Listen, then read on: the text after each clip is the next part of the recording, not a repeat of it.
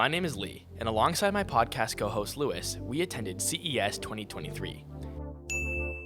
CES is the most influential tech event in the world, and we saw some mind-blowing tech.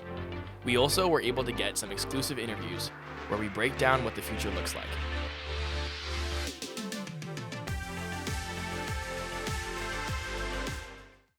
All right, we're back again at CES, and this time we're with another mobility company, Zoox. I'm sitting here with Kit. Kit, why don't you introduce yourself?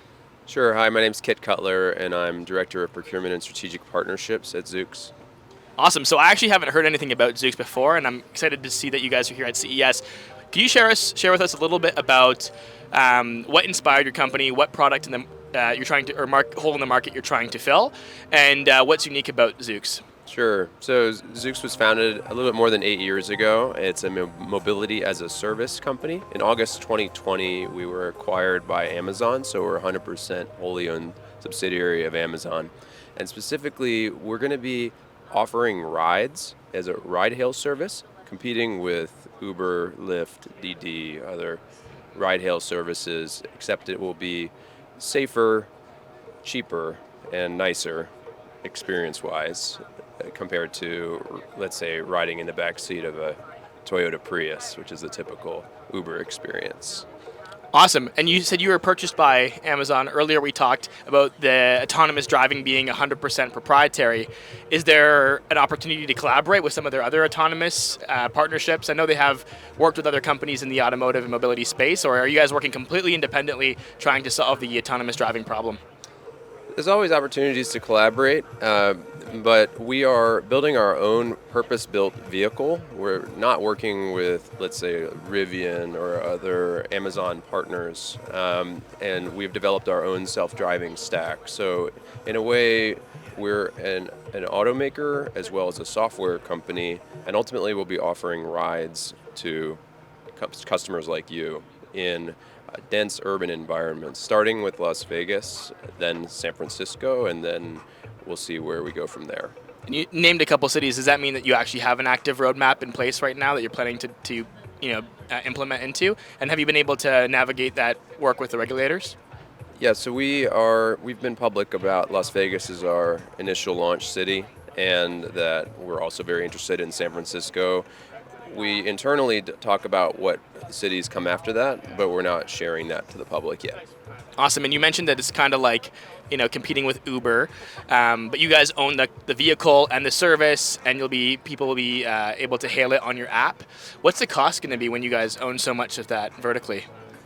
So when we don't have to pay a human driver, that is the bulk of the Uber costs, it gives us more flexibility about what to charge. We think that we can offer a superior product, a superior service, but price it competitively with UberX, so potentially a little bit lower than what you'll pay from Uber or Lyft.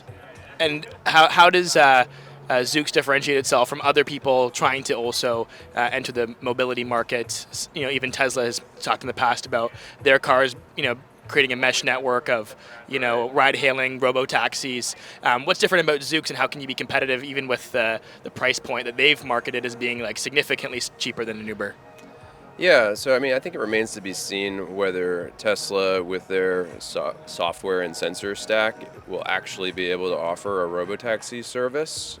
We have 40 sensors facing out of all types, including LiDAR, radar, and long-wave infrared and vision. And that gives us, I think, a lot more confidence that we can put our product on the road. But if there are multiple competitors, it's an enormous market. It's been estimated at $1 trillion market potentially, and there's room for more than one winner. But we think that what we offer here in terms of the customer experience is much nicer than riding in the back seat of a sedan, frankly. And so that we think the customers will prefer that. You were just talking really well to the how big the market is. That singularity when you no longer need to own a vehicle and you could just hail one. How soon do you think that is to be a reality for a lot of people, and how much money is there in that marketplace? I don't think it's all that soon, to be honest. If you think about, we're going to roll out in Las Vegas and San Francisco, just two cities in the western part of the United States.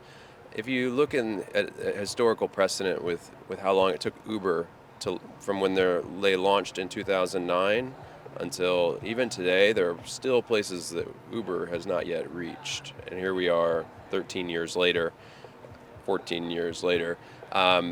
It's going to take us some time, I think, to saturate the market into all the major cities in the United States and ultimately globally. That is our goal. But I think that it's going to be a couple decades before people are actually able to hail a Zoox in a rural part of Africa or something like that. But that's where we hope we're to be going. Awesome. And you mentioned that you guys have a lot of sensors in here, LiDAR, the vision, everything. Is that hardware technology going to give you guys the advantage over the software miles that someone like Tesla is kind of banking everything on? And do you feel like you could reach level 5 autonomy even before they do with their, unassailable mileage count? Sure, yeah, we are really interested in quality miles rather than quantity. And I think that, you know, Elon has said that a human can drive with their eyes only, and then you need to have the brain of the vehicle be comparable to a human brain, and it's not, right? So if you don't have the computer comparable to the human brain, then you use more sensors as to supplement that, and that's been our philosophy and approach. Awesome. I love the way that you articulated that. It's a really good, I guess, argument for what you guys are doing. So that's pretty much it. I just have just a short question for you. Are you Apple or Android? I worked at Apple for 5 years, and I'm still a home fanatic. Awesome. Thank you so much. Really appreciate your time, man. Thanks a lot. Great job. Yeah. Thank you so much.